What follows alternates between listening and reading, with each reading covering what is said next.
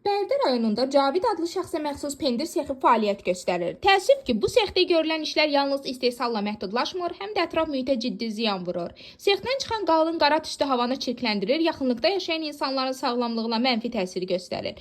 Tüstünün tərkibində olan zərərli maddələr həm havanın keyfiyyətini aşağı salır, həm də ekoloji tarazlığı pozur. Bu isə təkcə Bərdə rayonu üçün deyil, ümumilikdə bölgənin ekologiyası üçün təhlükə deməkdir.